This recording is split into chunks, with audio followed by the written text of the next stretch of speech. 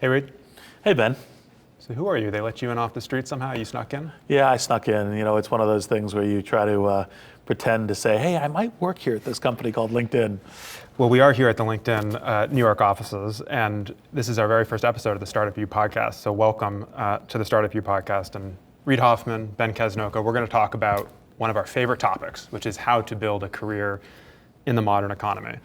And it's all premised out of a framework that we developed in a book that came out 10 years ago now, The Startup Review, which just came out in a new edition, fully updated and revised for the post-pandemic economy. And it's all about how you can take the principles of entrepreneurship and apply them to your very own career. So this is a podcast for anybody at any age who wants to build an exceptional, high-impact career. And we're going to discuss over the course of several episodes a variety of tips, tricks, strategies from Silicon Valley and around the world that you can apply in your career very effectively. Yeah, we're going to have 10 episodes. We're going to go into, kind of what are the important things now. It's not just building your network, but how to kind of think about the world, think about how to find opportunities, think about how the people around you form a team that help you both adapt and thrive in these, increasingly uncertain and volatile times. And everything from, kind of concepts and frames to very practical tips. And we'll also be taking questioners from you, dear listener. So submit your questions, and we'll be answering them both text and audio live in the upcoming episodes. So Reid, should we get into it? Let's do it. So our very first episode is going to cover a topic that is very near and dear to your heart especially, which is about networking and networks. It's such an important topic. In fact, it's probably the topic that gets talked about the most in career literature because it is so important. And the truth is that elite professionals, the people who are the most successful go-getters in any field, are really masters at this topic. In fact, I was thinking recently, like if you're an elite professional with an incredible network and you happen to lose your job on a Wednesday, you can probably find another amazing job by Monday the next week just from people in your network. In fact, some of the best people I know who have amazing careers find these opportunities that were never advertised in the first place, like these unadvertised job opportunities that just come to them through their network. So it's an incredibly important topic. Yes, and part of the thing that people, kind of have this misconception is they don't realize that it's a very human activity. It's a question of how you connect to people. It's a question of how you ally with them and how you kind of go through the journey of work and life together. It's not a Rolodex, for the people who still remember what a Rolodex is, or any of these other things of kind of like checking off numbers. Well, I'm glad you said misconception because it's a topic that's talked about so much. A lot of people think they know a lot about this topic, but as the line goes, it's not the things you know, it's the things you think you know that just ain't so. And it relates to the whole field of entrepreneurial wisdom applied to careers. A lot of people think they know things about entrepreneurship and startups. You have to take massive amounts of risk, or you have to be this solo hero genius. All these stereotypes people have about folks like Steve Jobs and others that just ain't true. So in fact, throughout the course of this podcast, we're going to dismantle a set of misconceptions and try to provide a version of the truth that we think is closer to modern reality. And so related to these misconceptions about networking, let's start with one misconception that you just touched on, Reid, which is, people think networking is all about these sort of slimy cocktail party tactics, the old-fashioned handing the business card and adding everyone you know on LinkedIn relentlessly, or anyone you meet for 5 seconds. They think it's all about short-term transactions and not about genuine, real relationships. Well, part of it is that the people who most often describe themselves as networkers are these people like, hi, I'm Reid, can you be my contact? Right? And it's like, well, look, that's not a human connection. That's not, and it's like, look, I'd like to use you, not I'd like to be allies with you. I'd like to be partners with you. I'd like to be, I'd like to navigate my future work together in your interests and in my interests, but in your interests especially. And look, when I invite someone to connect on LinkedIn, what I'm really doing is saying, I know you and like you enough and feel allied enough with you. I'm offering the rest of my network as a possibility to help you. Yeah. Right? It's not I am getting something from you, it's I am giving something to you. Now, of course, you're doing that all around, and the hope is that as you all form these teams, your network as a team, that you're all helping each other, and then that's the thing that makes 1 + 1 10. Yeah, I mean, and embedded in that view, right, is a very long-term orientation. It's this idea of, hey, we're going to have a relationship that's going to play out over the course of many months and years. Again, in total opposition to this misconception that networking is all about a short-term transaction, right? I'm going to go meet somebody at a cocktail party or add someone on LinkedIn. And a week later, they're going to give me a job. Like, that's not how it works, right? No, and in particular, part of the thing is to think about as you're approaching other people is, and some people this would scan, like how would you want to be approached? But it's also this question of what is the other person and how are you helping them with their goals and their aspirations? Because if you're actually doing that, and you're both doing that, then you have a great alliance, you have a great friendship, you have a great partnership. And that's actually what you seek to do. And you should be thinking about, like, what's the thing that where we will be connections, allies, friends for decades. It actually, it strikes me a different way of saying this misconception is people think networking is a business topic. It's actually a human topic. Yes. This is one of the richest, we're talking about building real human relationships. It reminds me, a quote we have in the book is the novelist Jonathan Franzen said, the people most obsessed with authenticity are some of the most inauthentic people. So when we think about this topic, remember, this is about the art of building a human relationship, which is a very deep, almost spiritual topic. And so if you're just living in the realm of business tactics, you're probably missing something. Yeah, one of the funniest conversations I had very early in the days of LinkedIn is someone who had clearly read the Dale Carnegie book, was having lunch with me. And part of the advice that Carnegie gives is use the first name to establish connection. So I'm sitting there at lunch and it's like, Reid, da-da-da, Reid, da-da-da, Reid, da-da-da. And after the 6th or 7th instance that I say, so you've read Dale Carnegie, have you? He's like, yes, I have. How did you know? And you're like, wow. I think there's a line, and one nugget in that book that I do like, if I recall, it's something like, when you compliment someone, don't say, you look good in that suit, but that suit looks good on you, right? Like, make it about the substance of the person. Yes. So, as with everything, just like, we bashed the book, What Colors Are Parachute in the Start of You, we'll bash that a little bit more in a later episode. Rest assured, listener and viewer. That being said, as you have noted, there are good things in What Colors Are Parachute. Yes. So there often are some redeeming, Carnegie does have some good ideas. For sure. But of course, this is the thing on networking that's so tricky. It's like almost the feeling of it is kind of icky. Like, there is something to knowing someone's name and connecting with them in that way, but it's the tactical way that people employ the advice that turns folks off. Well, think of it as dancing with another human being, not as an object you're manipulating, right? So the point is, it's connection, and it's how are we doing this together? And like, you're inviting them into a dance, not, oh, you're my thing and I'm trying to manipulate it. Yeah.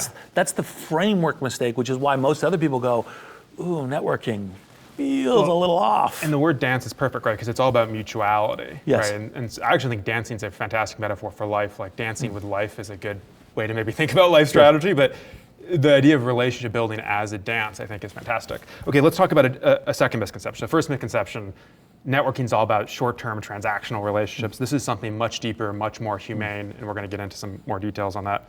Second misconception, some people think networking's either all about having this huge list of contacts and all these short-term or sort of lightweight acquaintances, or they say, no, that's what networkers do. What networking's really about is just a small number of deep, close friendships, right? Sometimes these sort of self-styled sophisticates will reject sort of that previous version of conventional wisdom and instead emphasize this more intimate group. And the truth is, it's both. And one of the things I've learned from you over the years, one of your go-to phrases is reject false choices. Yes. And this feels like a classic false choice. Either have a ton of weak ties or a few number of strong ties. The reality is you need both. Yes, and they serve different functions. So, as we write about in the book, the friendlies, the weak ties are the way that you have a kind of a broad distributed, almost, if you want to use a metaphor, a sensor network that actually can see things because it's so broad that otherwise you wouldn't see. Your allies, your strong ties are the people who will work with you, give you very detailed feedback, help you on various projects, people you can call and say, look, I really need help, kind of brushing up on my pitch or my deck or my resume or something else, and they'll help you with that. And they might kind of say, okay, well, let's brief you on this company or let me help you find that information. The truth is, everyone, you need to have many different types of relationships. Yes. You'll have some close allies, you'll have a lighter list of friendlies. Well, and actually, specifically, the other thing I understand is the configuration will be, like there isn't one true configuration. It'll be dependent upon who you are, what your natural instincts are, where do you find yourself, what industry are you in, and so you'll have to discover that in a somewhat personal and organic thing, but the key point is right. And it's such a great meta point to emphasize for all of the themes that we're going to talk about in this podcast. I mean, the essence of entrepreneurship is to create something that's uniquely your own, that fits you like a glove. So anytime you're taking advice on careers, know that it's a set of general principles. You will have to apply it. And in fact, it's that very application and customization that makes it an entrepreneurial activity, which is reinforces the central message of this book, which is be entrepreneurial. So that's great. One final misconception we'll just hit at the top. A lot of people think this topic is only relevant for them when they're looking for a new job, right? It's like, I network when I'm looking for a job.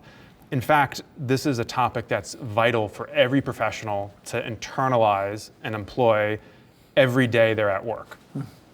So one of the things that, you and I had a conversation many years ago, and I said, I know that LinkedIn's now going to be successful because people are actually using it extensively, not just for job searching. And the reason is because if you network when you're only looking for something, a job, say, then it's like, oh, here's what you can do for me. And that's the wrong thing. It's this, as we mentioned, it's a dance, it's a connection. And so what you really want to be doing is, how am I helping you, and how are we helping each other as we're going through it? And then that becomes the trampoline that is not only a safety net, but is also how you get to better heights. Well, it's great. There's sort of two reasons to be always thinking about this topic. One is to be digging the well before you're thirsty, so that when you do have a big career transition, you have an established network that you can turn to.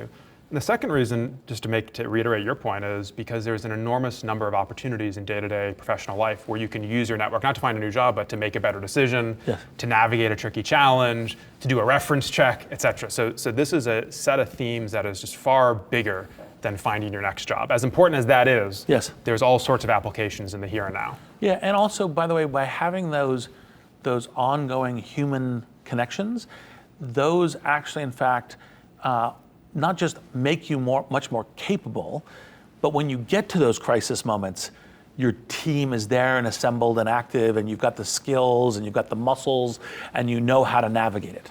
Okay, so let's dig in. You used the word team, and I think that's a great transition into talking about some of the key people on the team that is your sort of career network. We call them allies in the book. And these are the people who serve as your sounding boards. They're the people to whom you're giving advice, from whom you're seeking advice.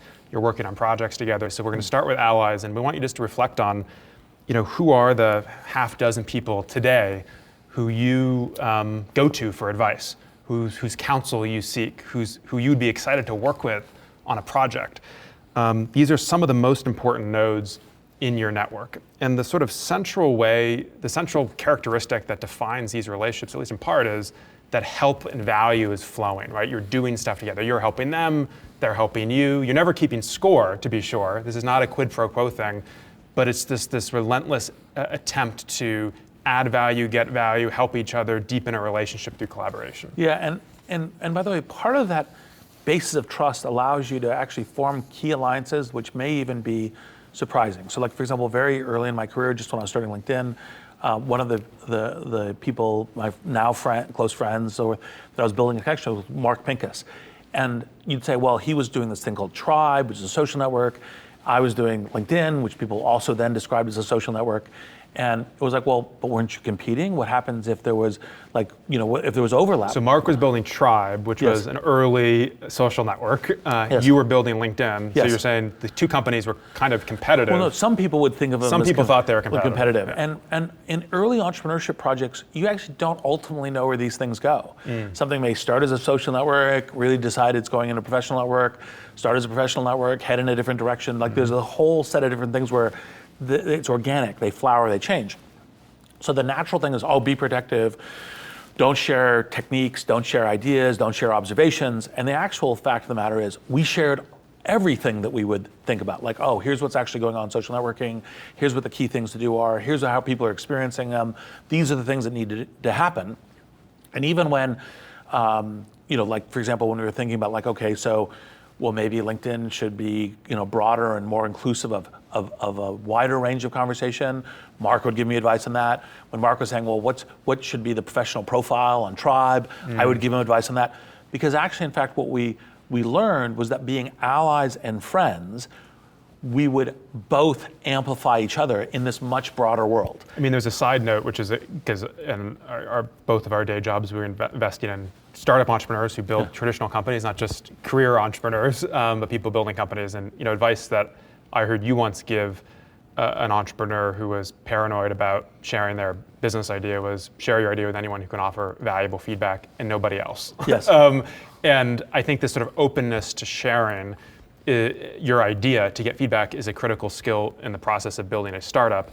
And in a career sense, there's a similar dynamic. Some people feel like with their friends and allies, they can't be fully transparent about their deepest ambitions and aspirations, their anxieties, the career opportunities they're evaluating.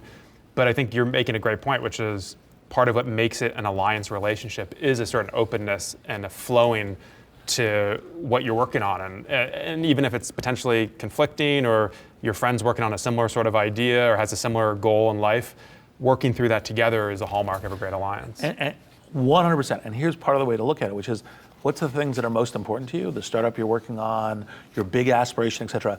If that's not the thing that's front and center, that you're getting advice, reflections, feedback, amplification, modifications of, then you're not working on the most important thing. Yeah. You're not working on the thing that may be most important to you. So that's exactly what you should be doing with your allies. Just to close the loop on the Pincus Alliance, so when did you meet him? How many years ago was this? I think it was 2002, so 20 years. Okay, so it's been a 20-year relationship, and you both have been through a lot. I mean, there's been the whole, unfolding of your careers, and I think one of the things that's striking about the relationship is, Mark's very different than you in many respects. I mean, Mark, who I also know, is I would say more classic Burning Man, very creative. I think we describe him in the book as bouncing off walls with energy. You, by contrast, are a much more disciplined, sort of rigorous thinker in certain respects. And so one of the takeaways from the Reid-Mark Alliance for me is your allies don't have to be your exact carbon copies, right? And sometimes there's a certain energy that can come from friends and allies who complement you and who can fill you in on ideas that you might have not have naturally conceived. That's 100%. And actually, in fact, the exactly the same won't add as much to your capabilities as if your superpowers are complementing each other's. Because if you say, look, your superpowers are this, my superpowers are this, and they play well together, it's part of the reason why the network as team, and the allies as team metaphor is an important way to do this, and part of the reason why we say in the book, life is a team sport, is that makes your team all the more powerful. So you do want complementary, so you can play well together, but strength A and strength B. But these relationships, these alliances take a lot of energy, they take a lot of time, right? You've probably been with Mark hundreds of times. So there's only so many of them you can actually have in your network. And one of the things we articulate in the book is sort of the limits to the number of allies one can have, because I think it can focus the mind a little bit. And we say that most people, of course it depends, most people maintain no more than 8 to 10 of these really strong allies, right? So we're not talking about 20, 30, 40 people here. So I think, ideally, early on in your career, you might just have 1 or 2. And I think as your career unfolds, hopefully you can have a half dozen, maybe even closer to 10 people where they're on your speed dial. You can, by the way, we're using a lot of analog metaphors. I've noticed. We have Rolodex, speed dial. There's like showing our age. But anyway, these are intensive relationships. You can't have a lot of them, but it's great to have at least a few of them, and they make a huge difference in your career, as Mark has in yours and me and mine. And the other thing that people too often equate is time with value. And part of being, as you get more experienced and you build there's a certain skill to how you're a friend or you're an ally. And the idea is to build it so that each unit of time is more valuable. Time is always valuable. But like, for example, there's one time where you're spending an hour really talking about how to solve a problem, and there's another time where you're spending an hour watching the sports game together. And the sports game together is valuable time too, but it's how do you make that time valuable so you don't need to just worry about I've only got time to see one person, on a Friday night. That's okay, because you work to be really good in the time you do have together. I mean, and I think just to make this final point, because I think it's key about how allies work. If you're sitting here thinking to yourself, gosh, well, I want some allies. I want a Mark Pincus in my life. How do I get that? The way you jumpstart any kind of relationship is you try to help the person. And one of the things that I think we've observed as we've talked to all the people who've read this book and think about these ideas is that what often limits sort of mid-level achievers from developing a top-tier network is not actually their mastery of the tactics of networking. It's actually their inability to actually help their peers as their peers' careers unfold. And so this is a little bit more of maybe an advanced point related to the allies, but I think it's critical, which is to actually help somebody, you have to have yourself accomplish something, developed a set of knowledge, skills, to add value. So when you and Mark have had this 20-year alliance, if you guys worked together and had this relationship for the first few years, and then you went off and sat on a beach for 15 years, I don't think you and Mark would have the same kind of relationship, right? It's the fact that you've both grown and he's gone on to create Zynga and all these incredible things, and you in the investing and all the philanthropy. And so there's just continued to be this new opportunities to help each other. And so that's critical. And I think for a lot of younger people in their career, I notice that they're out there focused a lot on the tactics of networking, but because they haven't actually developed much in the way of accomplishments, they've formed a lightweight relationship, but they can't deepen because they don't know how to add value. Yeah, and one of the other asterisks is, too often when people think of networking, it's like, how do I network to the most important person, important in the air quotes, that I can, versus who's the most talented person I know, I'm close to, or who is the most underappreciated person who's really capable, who is not that well known. Actually, in fact, those are frequently the most valuable people to be building alliances with, because you're really helping each other as you begin your careers. I mean, it's a great sort of nuanced point. We addressed it a little bit in the risk chapter we talk about, and we'll talk about risk in a later episode, about the best type of risks are where other people think it's really risky, but in fact it's underrated as a risk. And I think this notion of underratedness and overratedness is our friend Tyler Cowen made it the centerpiece of his podcast. Do you think someone's overrated or underrated? But I think this idea of people who are underrated is kind of fascinating. And I've always thought that some of the most common attributes of underrated people are people who are terrible at actually frankly terrible at a lot of the startup U concepts, like bad at personal branding, don't stay in touch with a lot of folks, they're not good at communication, they can often be overlooked in the market, which means that there could be a unique opportunity for you to learn from them, engage from them, have a unique perspective. And by the way, one of the things you can help is help on the startup U topics, because you're helping them also be stronger and better and faster. So let's just close this discussion of allies with just a couple takeaways for the listeners. So first is, we really want everyone who's listening to think about one person in your network right now with whom you might like to have a stronger alliance. And commit today, as you're listening to this, commit to trying to help that person. It can be in a really small way. In the book, we get into your theory of small gifts, and we're not talking about massive world-changing help. It can be as simple as sending them an article that's relevant to them. That can be a way to help and to jumpstart a relationship. So think about one person in your network and really commit to trying to help that person. And then the second thing is, just as a thought experiment, is imagine you got laid off from your job today. Who are the handful of people who you'd email? Who are the first people that come to mind for advice on what you might want to do next?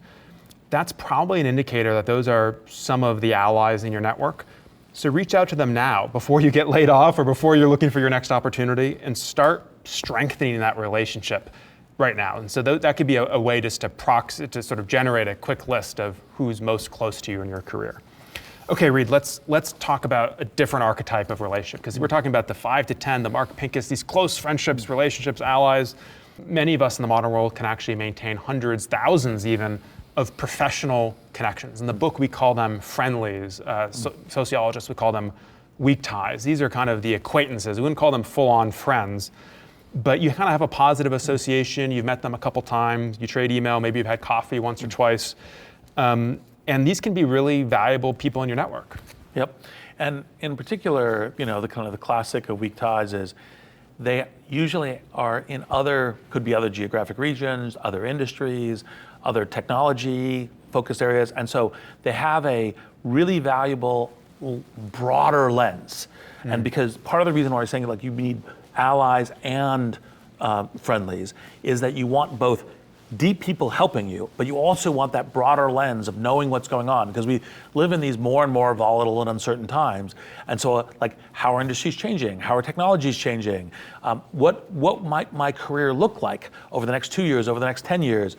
That breadth is very important, and that's why friendlies are very important. Yeah, it's a great point. And there was some academic research on this topic some years ago, but I think it still rings true, which is people actually are more likely to discover new job opportunities through a friendly, through a weak tie, than from one of their allies. And to be precise, they hear about the opportunity usually from a friendly. They probably get more advice on how to pursue the opportunity from an ally who knows them. But the reason is that the people you know you best, right, these allies, tend to have very similar information diets as you. So the odds that they will have discovered a new company, a new job posting, or whatever that you haven't already seen is lower. And so these friendlies, in as much as they inhabit a broader diversity of industries, geographies, et cetera, they can really expose you to a whole new stream of opportunities and ideas. Like the articles that they send you, you probably haven't already seen. Yes, and by the way, it's frequently what you're looking for when you're really trying to discover interesting moves is what are the things that you see in the future, maybe in local to you, it doesn't have to be the entire world, that other people don't see. And that your friendlies can very often, the collection of different kind of radar, sonar pings can help you discover that.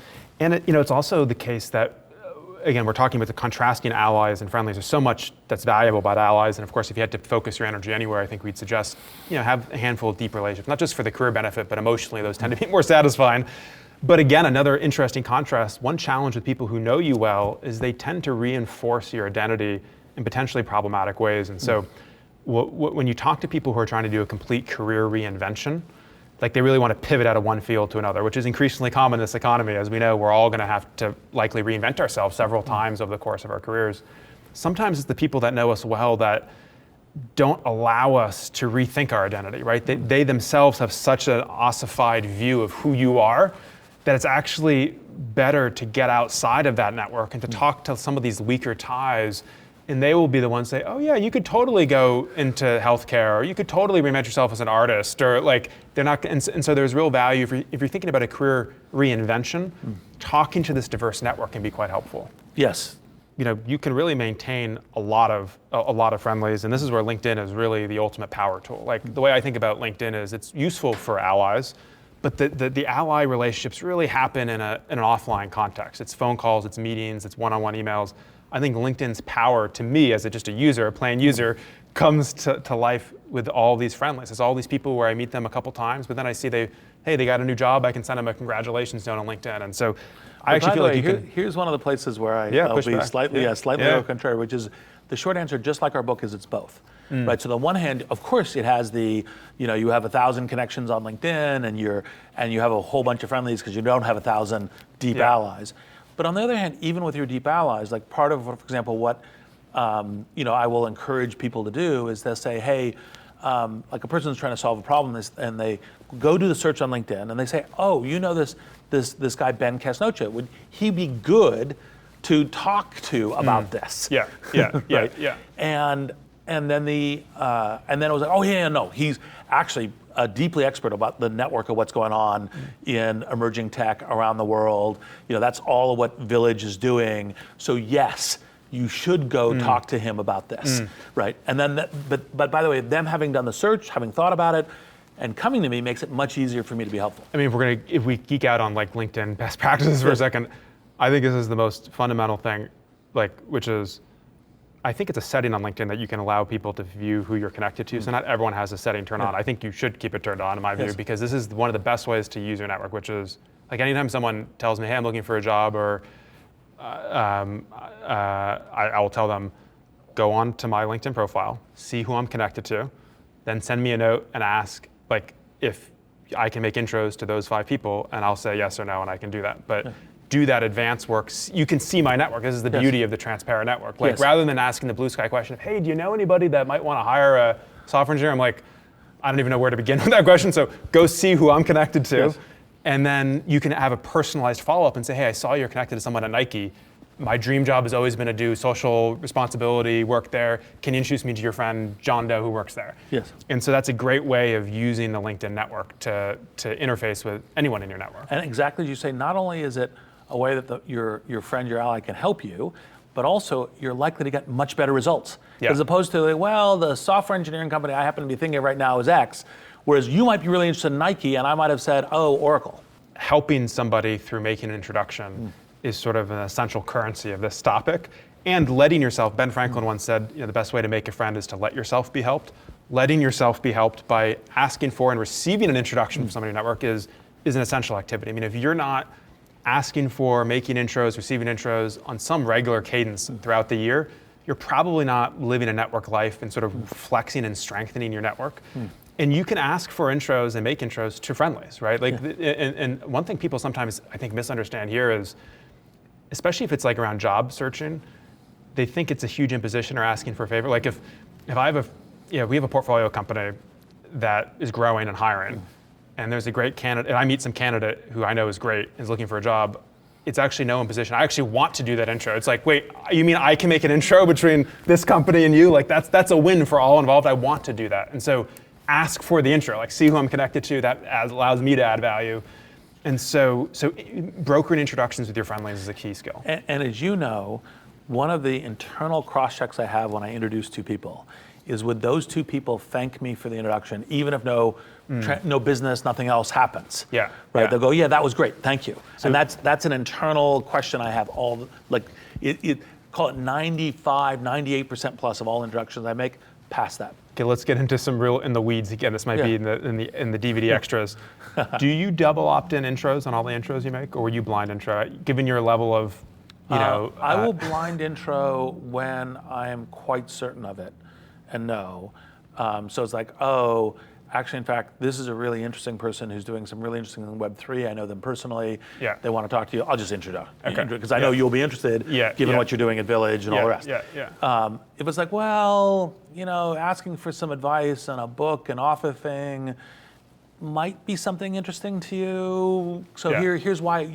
Then I will send a note saying, hey, here's why I think this could be really interesting to you. Right. Why it might be worth your time. Yeah. And then I'd say, most often I'm right, but sometimes no, I'm really busy right now. It's just, and then it's like, oh, I'm sorry, as opposed to putting the burden of saying you're really busy on it. I say, oh, unfortunately, Ben's really busy, but maybe there's this other person who might be a right person to talk to. So we'll post some links in the show notes about how to ask for intros and sort of do that double opt-in processing. Generally speaking, you want to by double opt-in, what I'm referring to is asking both sides if they want the introduction before doing the introduction. Another sort of super nitty comment, but I'm genuinely curious. Do you have a view, Reid, on, do you like to be moved to BCC after that intro is made, or do you actually like to stay on the chain just to see how the intro played out? Well, frankly, I'm comfortable both ways. Yeah. I'm in the thing. We're talking about some of the most important topics right now in networks. Exactly. But I'm curious, because sometimes I'm like, I kind of want to stay on the thread and see how it plays out. Like, I appreciate the inbox consideration, but like, did you guys get the call scheduled, It depends a little bit on, the way you make the judgment is, I'm used to having a very thorough inbox. I read information a lot. Yeah. I generally am fine with a whole bunch of things being on it. So I tell people, don't worry about editing my inbox. Yeah. And so therefore, if you're going to have an interesting discussion thread, I'd love to see it. Yeah. But on the other hand, of course, your discussion thread might be the, hey, are you free for God, lunch on Tuesday? It's like 10 back and forth. It's like, no, just go do that. But no, I think it does raise the important point of like, if you've asked for an intro from somebody and you had a good interaction, circle back with the person who made the intro and let them know that the coffee conversation happened and it was good. Like that's sort of the closed loop relationship building process. That's key. Because by the way, that's another thing about human networks and connection. Light shows of appreciation are super valuable. Everybody likes it. Everyone likes to go, I made a difference. Like our dance together is working. Yeah, totally. And anyone who tells you that they are immune to the power of compliment is lying to you. Yes. Like, it's amazing to me. There's this sort of level, people like to sometimes posture like, I'm purely intrinsically motivated. Like, external does nothing for me. Like, there's certainly gradations in that. Some people are more or less intrinsically motivated, but everyone appreciates hearing a nice thing said about them, right? Yeah. And so if someone did a favor for you or made an intro, thank them. Yeah, it's a simple gesture. Yeah. The other parallel that I always find entertaining there is the people who say, I have no ego. Yeah. Almost for sure, if someone says I have no ego, they have an ego. Well, be careful with that word, because from the retreat I was just on, the ego concept's a deep Buddhist concept. Yes, of course. Layers to the word ego. Yes. But yes, everyone has an ego unless we're talking in Buddhist terms. Okay, so one last thing just on staying in touch. One of the things we talk about in the book is like, this is a great example where a lot of people right now listening, it's probably nodding and saying, yeah, I definitely I'm going to get on this. Building your network, like they've only been told this like 10,000 times. And so I'm fascinated by the knowing doing gap, right? You see this in like any personal development goal that people have, well, they'll state an intention, but they will not follow through. Like they kind of know that they should do it, but they, for whatever reason, can't develop the habit. And that's why in the last 10 years, one of the biggest categories of books that have sold well are these habit books, because people realize, shit, I've been saying for 10 years that I want to go to the gym, eat vegetarian, meditate, build my network, and they just aren't doing it. And so one of the stories we tell in the book that I think is so fun is a guy named Steve Garrity, who's an entrepreneur who had this issue. He's like, I know I should be building my network, I'm just not doing it. And so he created this thing he called the Interesting People Fund, where he set aside money every single month, small dollars, which just $20, $30, and put it into a separate bank account that was solely devoted to taking people out to coffee. Because he knew that just by having that money pre-allocated, it would allow him to be more comfortable spending money to grow his network. And he tells a great story of after moving from the Bay Area to Seattle to take a job at Microsoft, there was this great opportunity to reconnect with an old professor of his in the Bay Area. And he usually, he moved to Seattle, gosh, is it worth buying a flight down to the Bay Area just to have dinner with 12 people? Is that really worth it? But he had $300 set aside in his Interesting People Fund that he could draw upon. So it's just such an interesting, practical hack. And so I think if you're listening to this and you're thinking to yourself, I know this is important, I'm just not spending the time and energy, you have to develop a strategy for behavior change. And it could be as simple as an Interesting People Fund, or something much, much deeper related to your inner motivations and schedule. And anything in that kind of habit foundation and nudge to action, just look at your calendar the next 6 weeks and book appointments. Yeah. Right? I mean, look, any number of things can make it very easy. Okay, Reid, let's shift and take some questions from listeners. So this has been a fantastic discussion on the importance of networks, the misconceptions, and the allies, friendlies. We do have some questions from some early listeners and followers on LinkedIn, so we're going to go through a few of them, and we can do this rapid fire. We can take our time with them. Let's start with this question first, because I think it's a common one, which is, I know growing my network is really important for my career, and I want to lean into doing it, but I'm shy, and I often feel awkward when meeting new people in person. I'm kind of introverted. So how do I build my network while still respecting my innate tendencies in social situations? Well, the key thing is to figure out how it is you genuinely and authentically can connect with other people. And that'll be different. Even for shy and introverted people, that's still too macro of a category. Maybe it's shared activities, like you're doing sports together, you're playing games together.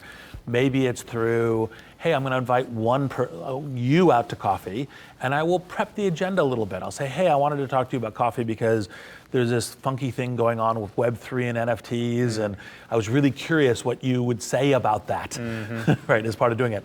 So it's figure out what's the personal view for you, and what the thing is. And by the way, some of that might be which people, and what's the earliest way. Like another one is to be experimental about it. Like just try it. Like say, oh, I'm not really sure I could invite someone out for coffee.